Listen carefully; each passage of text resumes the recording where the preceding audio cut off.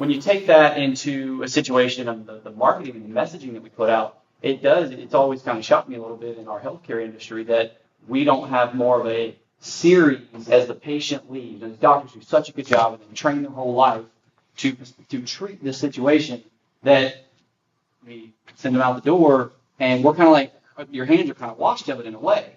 Whereas with some of the new changes, you have to kind of follow back up with that patient and you have to kind of retouch it. Now, some campaigns in some cities are actually hiring like an EMT, and they'll drive out to the person's house and they'll go check on them saying, hey, Mr. Jones, did you do this? Did you take your meds? Did you do that? It's very expensive, but they're doing it. They don't want to see them back in the ER. They don't want to see them back at the hospital.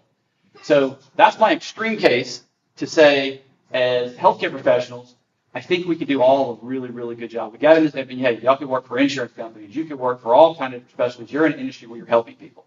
And I think as an industry, we could do a much better job to say, you left the doctor, you spent the money, and you're here. Now you're going to go home. Can we get them a campaign that's 21 days of every couple days to kind of remind them why they left or what they did? Personalize a little bit with the doctor, saying, hey, it's the doctors, like Tommy mentioned. If the inbox, if you recognize it, you're probably going to open it. And if you open it, you probably can actually get the content to them. So when you take it and you kind of blow up the whole thing to how can I do this for all the different specialties and all the different people we see, it's overwhelming. And I really do get that. But it's something that I think if we start looking at different things and say, where are my readmission rates happening? Where are my biggest issues with people either not referring or stopping referring? Because what I saw in rev cycle is it's never a problem. Money is never a problem until it's a problem. We have these massive facilities, these beautiful glass and furniture, and it's like so expensive. And we walk in as employees sometimes, look at it saying, there's no way this place will ever shut down. When I was working in Louisiana about 4 years ago, I saw 2 huge not-for-profit hospitals shut down.